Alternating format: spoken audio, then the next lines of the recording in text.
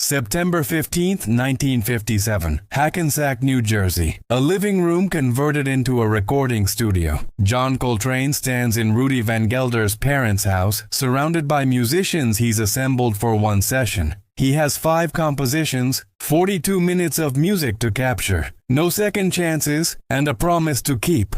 6 months earlier, Miles Davis fired him.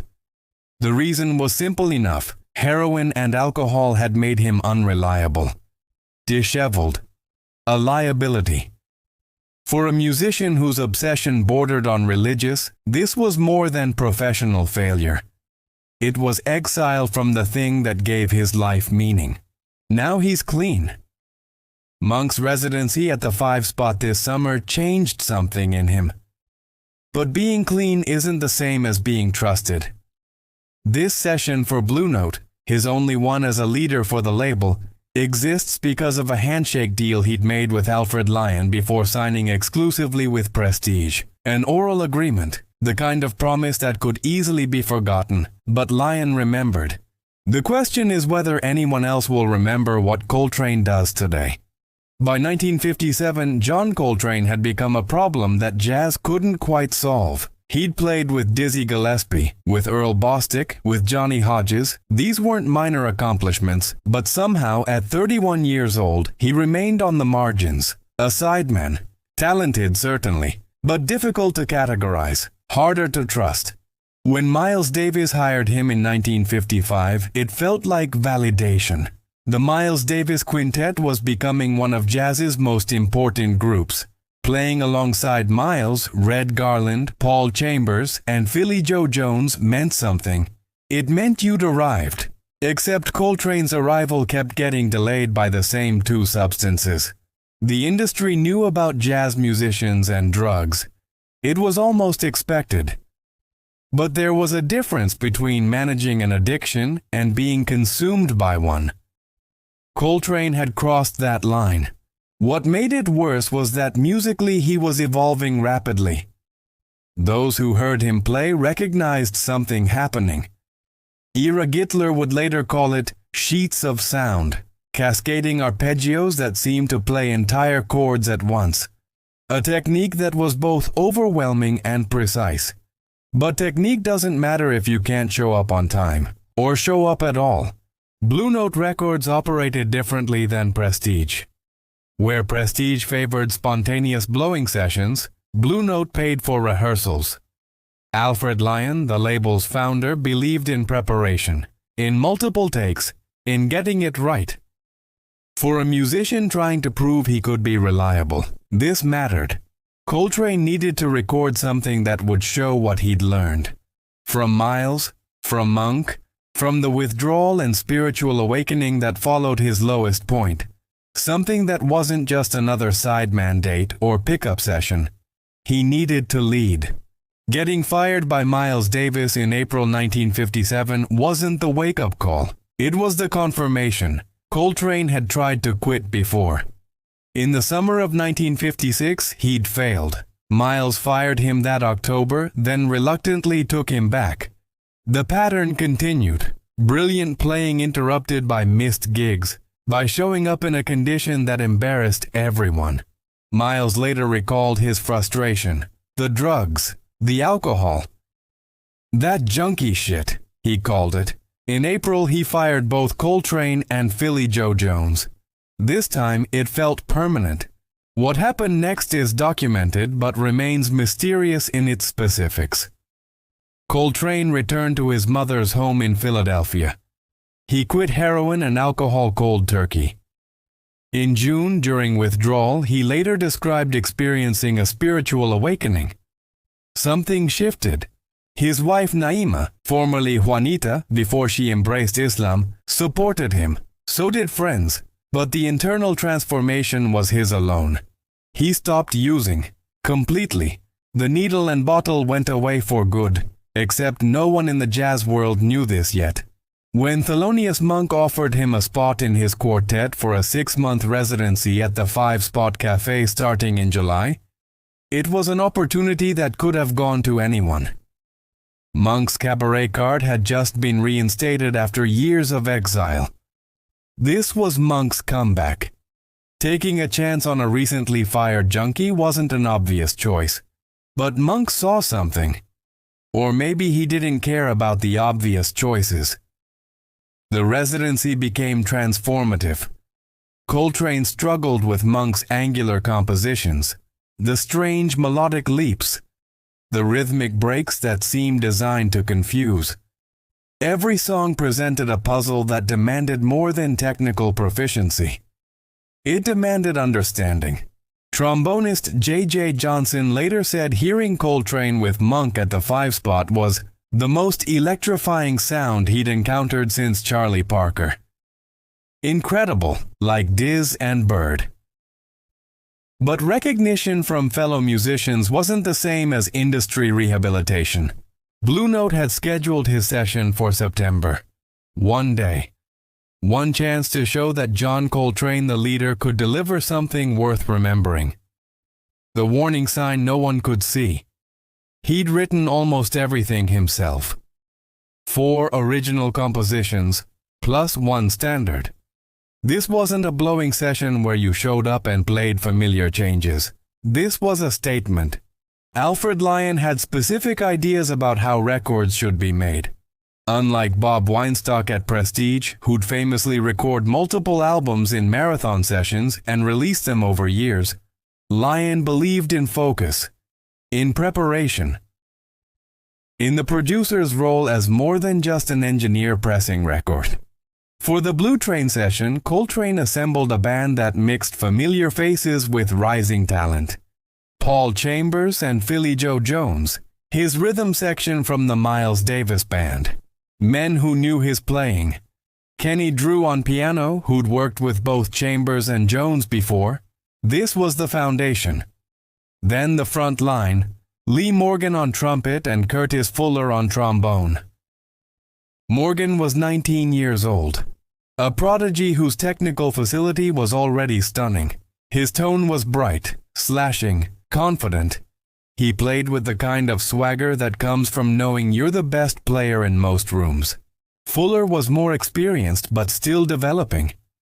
His approach to trombone was rooted in an earlier style. Bluesy, traditional. Some would later argue his playing on Blue Train felt out of place. This 3-horn arrangement created density. A wall of sound that was unusual for Coltrane, who typically played in smaller groups. Other than a few tracks on his Prestige recordings and later on Olé, he rarely dedicated himself to 3-horn harmony like this.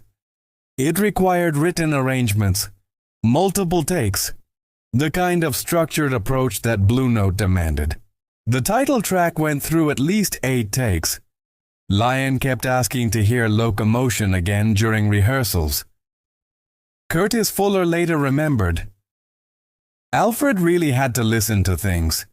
He kept wanting to hear Locomotion again and again while we were rehearsing it. He knew when it didn't swing. This was the collision. Coltrane's vision meeting Lion's standards, meeting the personalities of 6 men in a converted living room. The music had to swing, but it also had to be precise. Moment's Notice introduced chord changes that were unconventional even for bebop. Chromatic embellishments. Substitute chords over traditional progressions. What would later be called Coltrane changes. Harmonic movement that sounded logical but required serious study to navigate. Fuller struggled with it. His blues-based approach didn't always fit the harmonic complexity Coltrane was exploring. Morgan, by contrast, attacked every solo with technical brilliance. His playing on Moment's Notice and Lazy Bird was fearless. There's a moment in the final take of Locomotion where Fuller's nimble solo leads directly into Morgan's flurry of notes. It's one of the album's highlights, the point where the arranged structure gives way to individual expression. But it only worked because everyone had rehearsed. Because Lion had demanded they get it right. And because Coltrane, for the first time in months, was completely present. There's a technical detail about the title track that matters. The version that became the definitive Blue Train the one that generations would come to know as Coltrane's first mature statement, is a composite. The piano solo from Take 8 was spliced into a later take from the same session. Rudy Van Gelder, who engineered the session, later called such tape splicing desecration. He believed in capturing performances whole, the purist's approach. What happened in the room should be what appeared on the record. But that's not what Blue Train became. Alfred Lion made the choice. Take 8 had the right piano solo. The other take had everything else working. Together they created something that transcended either individual performance. This was the point of no return, not just for the album but for Coltrane's understanding of what a recording could be. The decision revealed that studio records weren't just documentation, they were construction. The truth of a performance could be assembled from fragments, each chosen for its particular strength.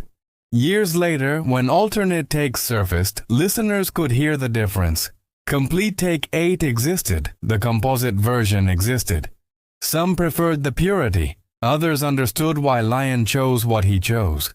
For Coltrane, standing in that living room through multiple takes of each composition, the lesson was about commitment. Every take demanded full engagement, because you never knew which fragment might become part of the final statement. He couldn't afford to save anything for later. I'm old-fashioned. The Jerome Kern and Johnny Mercer standard offered contrast. After the harmonic density of Moment's Notice and the blues intensity of Blue Train and Locomotion, this ballad showed a different side. Sensitive, lyrical, Fuller's rich trombone tones and Drew's tasteful piano wrapped around Jones's languid rhythms. It reminded listeners that Coltrane could do more than sprint through chord changes. He could make a horn sing. Lazy Bird referenced Tad Dameron's Lady Bird in its harmonic structure, but Coltrane extended it to 32 bars, transforming the familiar into something new. Every soloist attacked it with intensity. Even Paul Chambers, typically understated, delivered a bowed solo that added unexpected fire. By the end of the day, they'd captured 42 minutes of music, 5 tracks, multiple takes of each. Van Gelder's engineering captured it all with the clarity that made his studio legendary. The separation between instruments, the warmth of the acoustic space in that living room. Lion had what he needed to assemble Blue Train. Coltrane had created something he would later call his favorite of his own recordings up to that point. In a 1960 radio interview in Sweden, when asked what he favored from his catalog, he responded immediately, "Oh, I like Blue Train myself. It's a good band on there, you know. It was a good recording." For a musician known for being self-critical and modest, this was remarkable. Blue Note released Blue Train in January 1958. The cover featured one of Francis Wolff's photographs from the session. Coltrane, brooding and thoughtful, saxophone in hand. Reed Miles designed the typography. Simple, classic. The Blue Note aesthetic at its peak. Critical reception was complicated. Billboard's review was positive. A provocative item in the hard modern idiom, most notable for tenorist Coltrane's arresting solo continuity. Obviously moved by vibrant, creative rhythm playing, Paul Chambers, Joe Jones, Kenny Drew, trumpeter Lee Morgan, and trombonist Curtis Fuller also turn in top performances. But some reviewers struggled with what they heard. High Fidelity noted that Coltrane's hard, fierce tone slashes through this disc like an urgent hacksaw, but he is completely overshadowed by young Lee Morgan's fantastic excursions on trumpet. This wasn't wrong exactly. Morgan did deliver exceptional playing. At 19, he was announcing himself as a major voice. But the suggestion that he overshadowed Coltrane missed the point. Blue Train wasn't about any single soloist dominating. It was about Coltrane's compositions, his leadership, his ability to assemble a band, write material that challenged them, and create a cohesive statement. The Washington Post got closer. John Coltrane, who continues to develop as one of the leading tenor saxophonists, can be heard in 2 first-rate new LPs. After Coltrane, the exciting, slashing Lee Morgan is the best soloist. Coltrane does especially well on Blue Train, A Good Blues, and Locomotion. What confused some listeners was Coltrane's approach to time. He played apart from the beat or over it, rather than directly on it or behind it. This created a tension that felt both urgent and slightly disorienting. His sheets of sound technique, those cascading arpeggios, could sound like anger to ears expecting more conventional phrasing. But Coltrane wasn't angry. In a 1960 interview, when confronted with critics who described his playing as aggressive, he explained, "I'm trying so many things at one time, you see. I haven't sorted them out. I have a whole bag of things I'm trying to work through and get the one essential." The debate about Curtis Fuller's contribution started immediately. Some felt his more traditional trombone style didn't fit. Others appreciated the contrast. Fuller himself would later do work elsewhere that critics considered superior. But focusing on these individual debates missed the larger achievement. Blue Train was Coltrane's first real mature statement as a leader. He'd written almost all the material, he'd assembled the band, he'd survived the session sober, focused, and completely in command of his vision. The album sold modestly at first. It was released alongside Coltrane's Prestige recordings. Training In had come out in late 1957, and more Prestige material would follow throughout 1958. For casual listeners, it might have seemed like just another Coltrane album, except it wasn't. By the time Blue Train was released, Coltrane had already rejoined Miles Davis. In December 1957, Miles invited him back. The band was now a sextet with Cannonball Adderley on alto saxophone. Miles was moving toward something new, modal jazz, a different approach to harmony that would culminate in Kind of Blue. For Coltrane, this meant two things. First, Miles had forgiven him, or at least trusted him again. The prodigal tenor player returned. Second, he'd proven he could handle leadership while remaining a valuable sideman. These weren't contradictory roles. They were complementary. But there was a price to being back with Miles. It meant less time to develop his own projects. Miles kept a demanding schedule, recording sessions for Columbia, constant gigs. The sextet was becoming one of the most important groups in jazz. Blue Train became something Coltrane could point to when he needed to. Evidence that he could lead, that his compositions had substance, that he could assemble musicians and create coherent artistic statements. The album also established his credibility with Blue Note, even though this would be his only session as a leader for the label. The relationship had been honored, that handshake deal with Alfred Lion fulfilled. Even the back cover acknowledged the complexity. John Coltrane performs by courtesy of Prestige Records. He was still under contract elsewhere. This was a one-time arrangement, which made it even more important that it worked. Throughout 1958 and 1959, Coltrane continued recording prolifically. More sessions for Prestige, contributions to Miles' albums. The path toward giant steps was beginning to form. His next major statement as a leader, which would break new harmonic and melodic ground in ways Blue Train only hinted at. But giant steps came from the foundation Blue Train built. The confidence of having led a successful session. The knowledge that his compositions could hold up. The proof that when he was clean and focused, he could deliver work he was proud of. Curtis Fuller later reflected on what made the session special. It wasn't just the music, it was Alfred Lyon's attention to detail. If you listen to the outtakes of Blue Train, you'd have to give Alfred Lyon the credit for Blue Train the way it came out. This was the consequence of choosing Blue Note over another Prestige blowing session. Production mattered. Preparation mattered. Multiple takes mattered. It changed how Coltrane thought about recording. The first major reassessment of Blue Train came not from critics, but from musicians. As the album circulated through the jazz community, players began studying the compositions. Moment's notice became a standard. The kind of tune that serious musicians learned because it taught you something about harmony. The Coltrane changes embedded in it would influence a generation of composers. Blue Train itself, with its quasi-minor theme and bluesy feel, became instantly recognizable, accessible enough for casual listeners while containing depth that rewarded repeated study. It could function as background music at a dinner party, or as the subject of intense analytical listening. This dual nature, sophisticated yet approachable, separated it from some of Coltrane's later work, which would demand more from audiences. By the early 1960s, as Coltrane's own quartet was establishing him as one of jazz's most important voices, people began returning to his earlier recordings.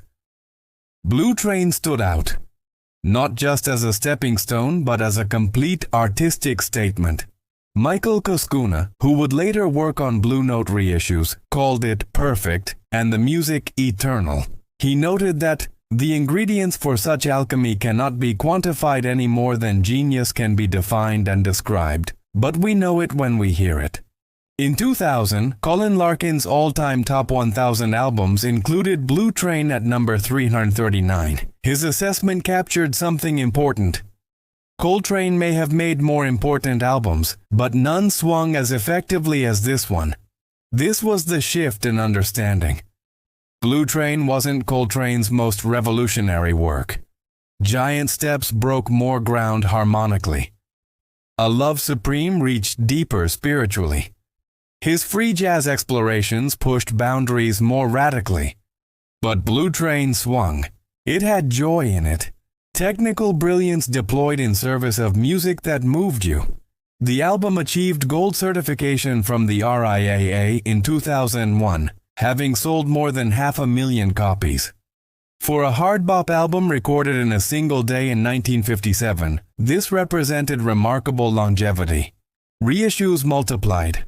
The Ultimate Blue Train in 1997 added alternate takes and multimedia content. A DVD audio version in 1999. A Super Audio CD in 2003. The Rudy Van Gelder Remastered series. Each new format brought fresh audiences. In 2005, something extraordinary emerged. A recording of the Thelonious Monk Quartet with Coltrane at Carnegie Hall from November 29, 1957. Just 2 months after the Blue Train session, was discovered in the Library of Congress archives. It had been recorded for Voice of America but forgotten for decades.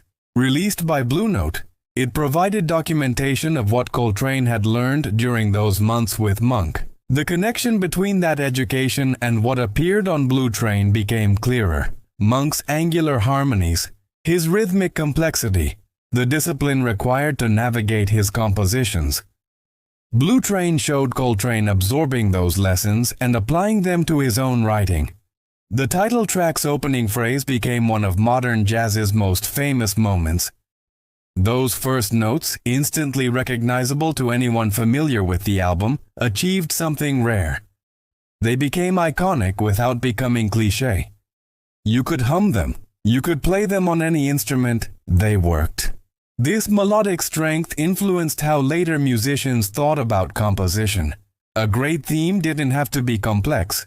It had to be memorable, strong enough to support extended improvisation while remaining a destination worth returning to. Lee Morgan's playing on the album influenced a generation of trumpet players. His solo on Locomotion became studied material. The way he could be both technically dazzling and emotionally direct, fierce without being cold. This became a template. The album's production value set a standard.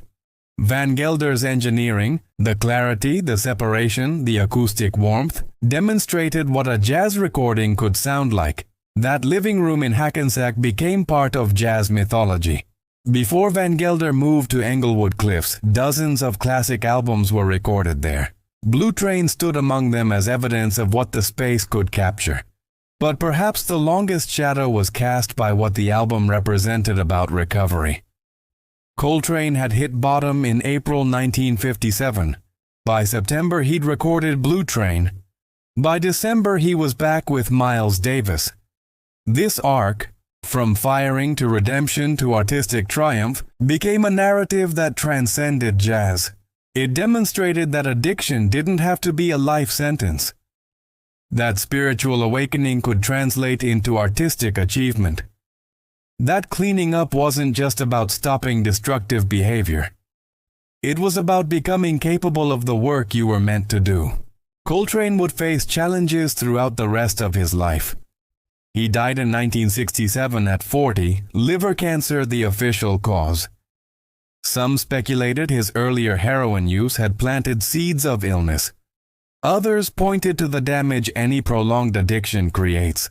But the decade between Blue Train and his death produced an extraordinary body of work. Giant Steps, My Favorite Things, A Love Supreme, Ascension, The Constant Evolution, The Ceaseless Searching, The Spiritual Depth. All of it flowed from a man who'd found a way back from exile. Blue Train was proof it could be done.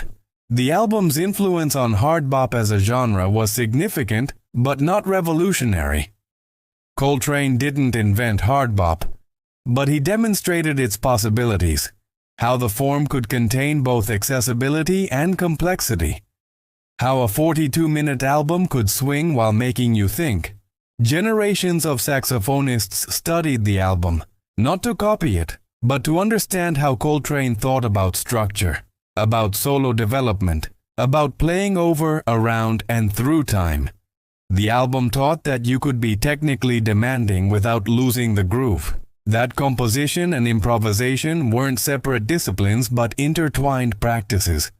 Blue Train captured a singular moment, September 15, 1957, in a converted living room in New Jersey. 6 musicians, 5 compositions, 1 day. What makes it endure isn't technical innovation or revolutionary harmonic concepts, though elements of both exist in the music. What makes it endure is completeness. This is what a great jazz album sounds like when everything aligns, when the leader has something to say and the skill to say it, when the band is prepared, when the producer understands what the music needs, when the engineer captures it with clarity and warmth. When the artist is sober enough, focused enough, hungry enough to get it right. The lesson isn't about jazz specifically. It's about the relationship between crisis and creation. Coltrane didn't make Blue Train despite his recent struggles. He made it because of them. The spiritual awakening in June.